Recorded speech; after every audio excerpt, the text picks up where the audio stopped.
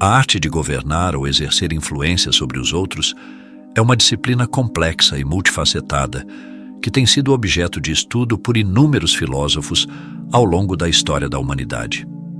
Cada pensador, conforme sua época e contexto, ofereceu perspectivas distintas e métodos variados para dominar essa habilidade tão valorizada nas relações humanas. Entretanto, o filósofo alemão Arthur Schopenhauer, conhecido por seu pessimismo e profundidade analítica, propôs uma abordagem particularmente singular e contraintuitiva para alcançar esse objetivo: a estratégia de jogar de tolo ou fingir-se de ignorante. Esta técnica, aparentemente paradoxal, difere significativamente das estratégias convencionais de liderança e influência. Enquanto muitos acreditam que para obter sucesso é necessário demonstrar constantemente superioridade intelectual e assertividade, frequentemente sendo rotulados como arrogantes nesse processo, Schopenhauer sugere precisamente o oposto. Sua abordagem explica meticulosamente como qualquer indivíduo pode alcançar sucesso significativo e conquistar genuíno respeito em diversos contextos sociais e profissionais através da prática deliberada e estratégica de jogar de tolo.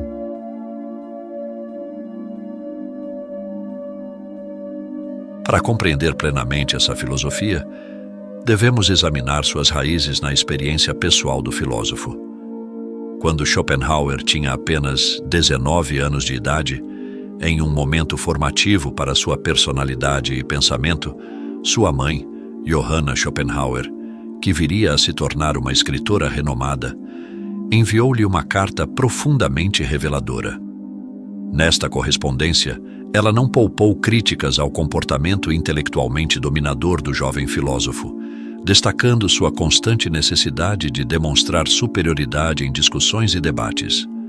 Com a franqueza que apenas uma mãe pode ter, Johanna apontou que a extraordinária inteligência de seu filho, por mais excepcional que fosse, acabava tornando-se praticamente inútil para o mundo ao seu redor quando expressa de maneira arrogante ou impositiva. Em suas palavras incisivas, ela observou que as inegáveis qualidades positivas de Arthur eram frequentemente eclipsadas por sua compulsão incessante de criticar, aperfeiçoar e tentar controlar aspectos da realidade que estavam, em última análise, além de sua esfera de influência direta. Este documento epistolar oferece uma janela privilegiada para os conflitos internos que Schopenhauer enfrentava em relação à sua própria superioridade intelectual. Conflitos estes que posteriormente moldaram significativamente suas reflexões filosóficas sobre a sabedoria, o comportamento humano e as relações sociais. Em sua maturidade filosófica, Schopenhauer desenvolveu uma visão complexa e nuançada sobre o tema. Por um lado, acreditava firmemente que o orgulho legítimo em relação às próprias capacidades intelectuais poderia efetivamente elevar um indivíduo a um plano superior de existência, distinguindo-o da massa da humanidade comum. Por outro lado, ele também reconhecia, talvez influenciado pela admoestação materna, o imenso potencial para despertar inveja, ressentimento e antagonismo que tal demonstração de superioridade inevitavelmente provocava nos círculos sociais.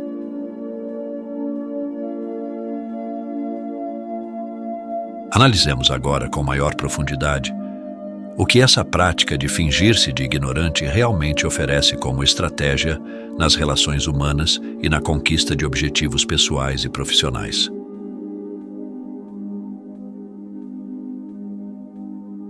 Uma das vantagens mais significativas dessa abordagem consiste em nunca revelar completamente todo o espectro de suas capacidades e forças logo de início. Em vez disso, Schopenhauer sugere que se apresente deliberadamente como alguém ligeiramente menos capaz ou conhecedor do que realmente é. O propósito desta dissimulação estratégica é criar uma situação onde, quando o momento verdadeiramente crucial ou decisivo finalmente surgir, você possa revelar a plenitude de suas habilidades, surpreendendo completamente seus interlocutores ou adversários com recursos que eles sequer imaginavam que você possuísse. Esta tática refinada não é exclusiva da filosofia schopenhaueriana. na verdade, foi empregada com notável sucesso por inúmeros estrategistas militares, negociadores e líderes ao longo da história da humanidade. A essência dessa estratégia reside em cultivar cuidadosamente a percepção de que se é menos formidável do que a realidade, para então agir com precisão e eficácia avassaladoras no momento exato em que tal ação terá o maior impacto possível. Como o lendário estrategista militar chinês Sun Tzu sabiamente observou em sua obra A Arte da Guerra, escrita há aproximadamente 2.500 anos. Toda a arte da guerra fundamenta-se no engano. Portanto, quando capazes de atacar, devemos parecer incapazes. Quando utilizamos nossas forças, devemos aparentar inatividade. Este princípio transcende amplamente o contexto puramente bélico e manifesta-se com regularidade nas interações cotidianas da vida moderna. Podemos identificar esta dinâmica em diversos ambientes contemporâneos, desde reuniões corporativas e competições esportivas, até debates acadêmicos e discussões familiares.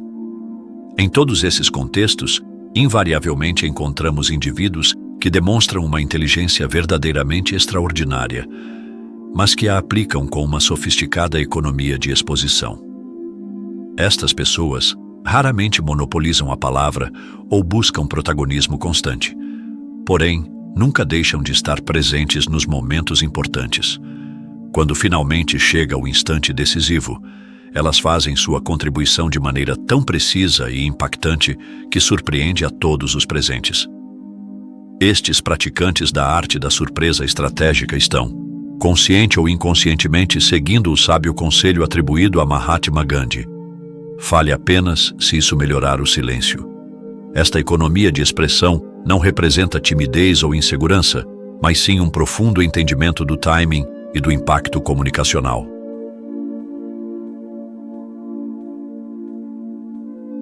Em qualquer ambiente social ou profissional, podemos facilmente identificar duas categorias distintas de participantes: aqueles que falam incessantemente, incapazes de conter o fluxo de suas próprias palavras, e aqueles que observam e escutam atentamente, intervindo apenas quando verdadeiramente necessário. Os primeiros, exceto quando ocupam posições hierárquicas de autoridade formal, raramente são levados a sério pelo grupo. Suas opiniões, por mais frequentemente expressas que sejam, tendem a perder valor pela própria abundância e, muitas vezes, pela falta de reflexão prévia que as caracteriza. Arthur Schopenhauer, em seus escritos sobre a arte da conversação e sobre a sabedoria de vida, enfatizou repetidamente esta mesma ideia fundamental. A verdadeira sabedoria não se manifesta na capacidade de falar muito ou eloquentemente, mas sim no discernimento apurado para determinar quando a fala é realmente necessária e quando o silêncio é mais valioso. É importante notar que jogar de tolo, na concepção schopenhaueriana, jamais significa cultivar a ignorância genuína ou recusar-se a desenvolver conhecimento. Trata-se, na verdade, de uma sofisticada economia de demonstração desse conhecimento. Esta distinção é absolutamente crucial.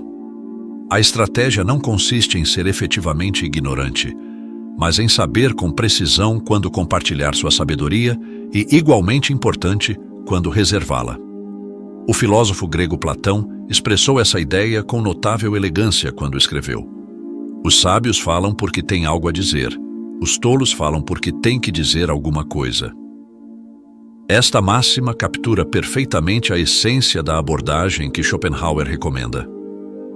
Ao praticar a arte da escuta atenta e do silêncio estratégico, você consegue recolher informações preciosas de todos ao seu redor.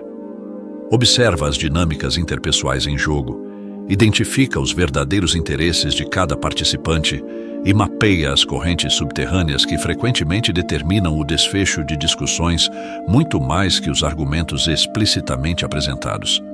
Então, quando finalmente chega o momento apropriado para sua intervenção, você está em posição de oferecer a perspectiva mais valiosa e impactante, precisamente porque não perdeu tempo e energia em manifestações prematuras ou irrelevantes. Paradoxalmente, ao jogar de tolo, você está, na realidade, jogando inteligentemente. deixando que os outros acreditem que resolveram seus próprios problemas, quando na verdade você os guiou sutilmente até a solução mais adequada, sem reivindicar o crédito por isso.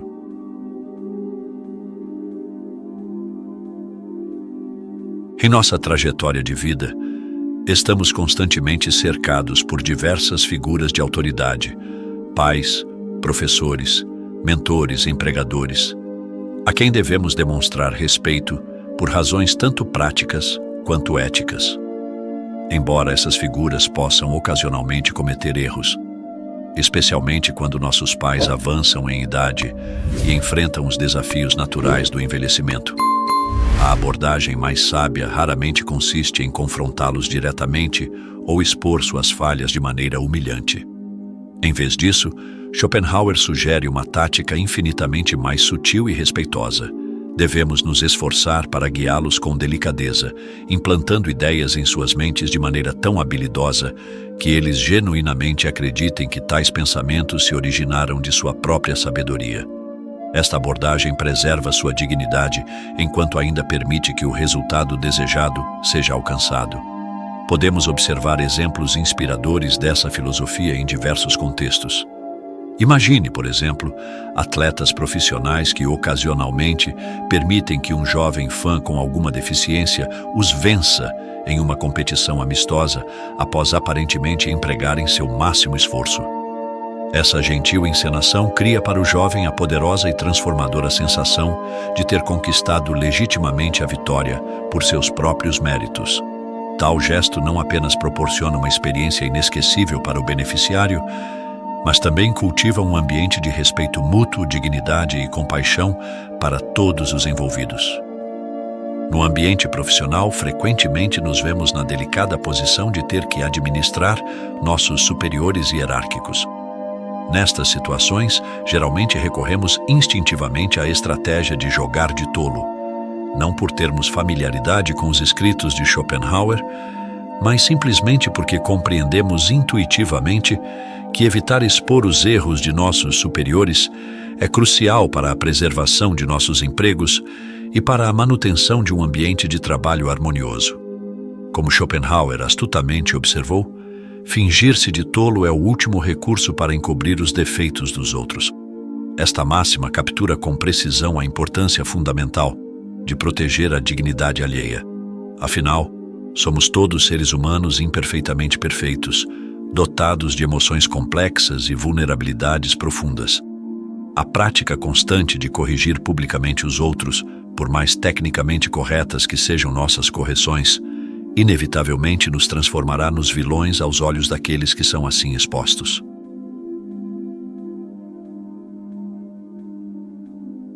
Muitos de nós nutrimos um desejo natural e intenso pelos holofotes. Anseiamos pelo reconhecimento, pela admiração e pelos aplausos de nossos pares.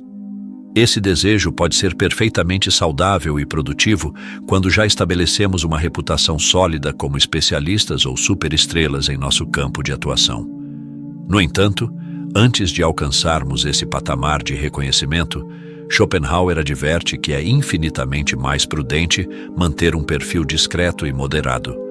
Durante os estágios iniciais de qualquer jornada, seja profissional, acadêmica ou pessoal, quando ainda estamos enfrentando as dificuldades naturais do aprendizado e do desenvolvimento, simplesmente não há nada substancial a ser exibido ou celebrado prematuramente. Neste estágio, qualquer tentativa de reivindicar reconhecimento não conquistado apenas nos tornará vulneráveis à crítica justificada. Arthur Schopenhauer elabora essa ideia com notável precisão, sugerindo que devemos deliberadamente agir como se não soubéssemos nada, ou muito pouco, até que chegue precisamente o momento oportuno. Quando esse momento finalmente se apresenta, podemos então fazer nossa contribuição decisiva e capturar a atenção e o respeito de todos. Até lá, nossa prioridade deve ser absorver conhecimento, desenvolver habilidades e observar atentamente as dinâmicas em jogo. Como diz o antigo provérbio, para desfrutar dos benefícios de ser visto como tolo, devemos estar dispostos a parecer tolos. Esta aparente contradição encapsula perfeitamente a essência da estratégia schopenhaueriana. Na obra clássica Tao Te Ching, o filósofo chinês Lao Tse explora profundamente o conceito de parecer fraco ou despretensioso como uma abordagem estratégica de vida. Ele sugere que a verdadeira sabedoria frequentemente reside em evitar confrontos diretos e abster-se de exibir completamente suas capacidades. Em uma passagem particularmente reveladora, ele afirma: "O sábio veste roupas rústicas, mas guarda a joia em seu coração." Esta metáfora belíssima ilustra perfeitamente a estratégia de discrição e moderação que Schopenhauer também defendia. De maneira similar, Sócrates, o célebre filósofo grego, empregava uma técnica conhecida como ironia socrática, onde deliberadamente fingia ignorância para estimular seus interlocutores a expressarem seus próprios conhecimentos e crenças. Através deste método aparentemente simples, ele eventualmente revelava as inconsistências no pensamento de seus interlocutores, conduzindo-os a uma compreensão mais profunda. Sua ignorância fingida não era genuína, mas servia como uma estratégia deliberada para desafiar os outros e engajá-los em uma investigação filosófica mais profunda. Como ele próprio afirmou em sua célebre máxima: "Só sei que nada sei."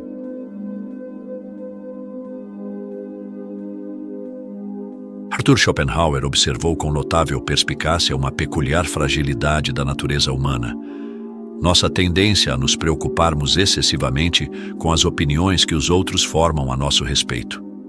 Em uma de suas reflexões mais penetrantes, ele comentou que, após cuidadosa consideração, torna-se evidente que essas opiniões, sejam elas quais forem, não são verdadeiramente essenciais para a nossa felicidade fundamental.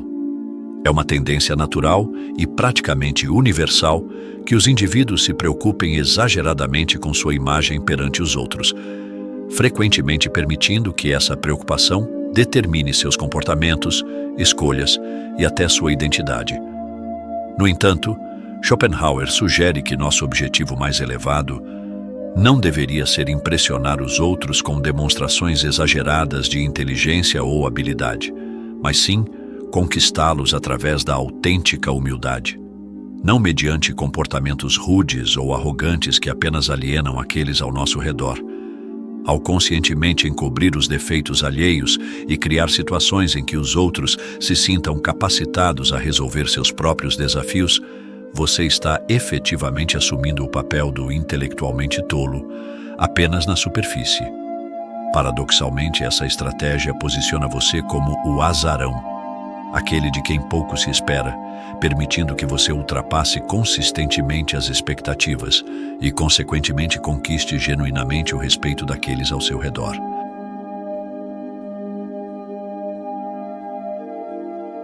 É fundamental lembrar sempre que cada pessoa que encontramos está travando sua própria batalha interior, enfrentando desafios e lutas que frequentemente permanecem invisíveis aos olhos externos.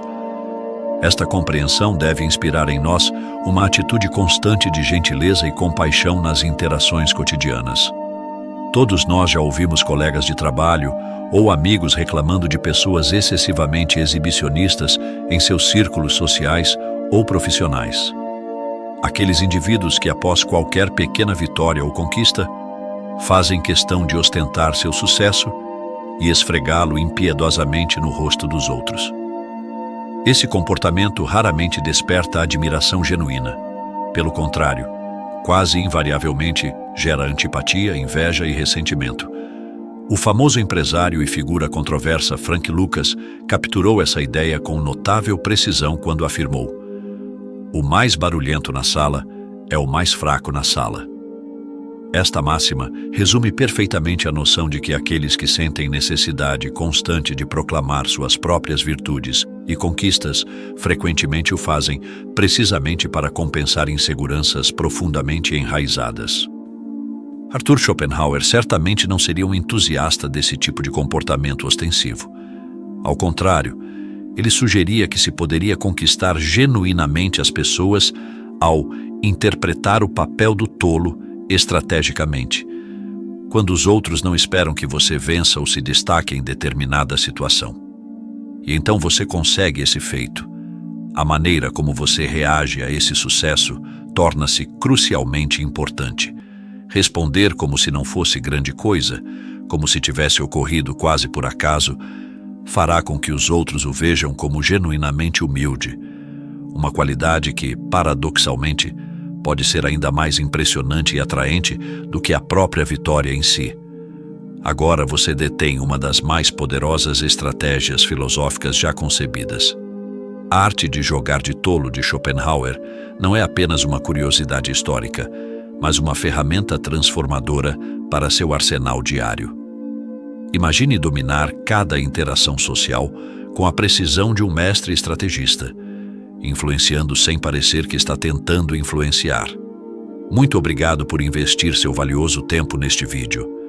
Se você apreciou estas reflexões, não esqueça de deixar seu like, inscrever-se no canal e ativar o sininho para receber nossos próximos conteúdos sobre filosofia prática e desenvolvimento pessoal. Compartilhe este vídeo com alguém que poderia se beneficiar destas estratégias. Todos conhecemos aquela pessoa brilhante, que acaba sendo seu próprio obstáculo por não saber quando recuar estrategicamente. Qual estratégia você pretende aplicar primeiro? Conte nos comentários. Obrigado por assistir e até o próximo vídeo.